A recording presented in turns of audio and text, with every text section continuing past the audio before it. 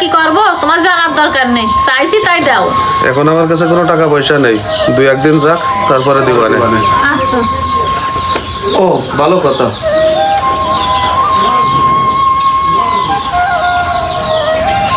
এই 5,000 টাকা ধরো দে। এই টাকা তুমি আমারে দিলে? ভাবি তাইলে আমারে কয়টা টাকা দেন, আমি বাইরেতে নাস্তা করে নিবানে।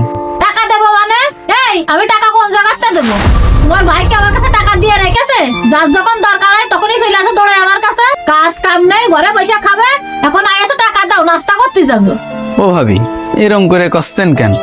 আমি তো খাওয়ার জন্য সামান্য করে টাকাই চাইছি, আর তাছাড়া আমি তো চাকরি বাকরির জন্য চেষ্টা করতেছি ভাবি। হ্যাঁ, কিরকম চেষ্টা করতেছ সেটা তো আমি দেখতেই পাচ্ছি। বসে পড়ে শুধু আমাকে অন্ন ধ্বংস করতেছ। ভাবি আপনাকে অন্ন ধ্বংস করতেছি মানে?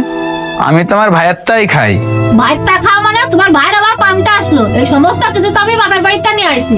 তুমি কি সবসময় এরকম করতে থাকো তাহলে কিন্তু তোমার আমার বাড়িতে বাইর করে দিবানে, সাথে তোমার ভাইরাও দিবানে। থাক ভাবি, আপনি আর বকাবকি করেন না, আমার খাওয়ার জন্য আপনার কোনো টাকা পয়সা দেয়া লাগবে না।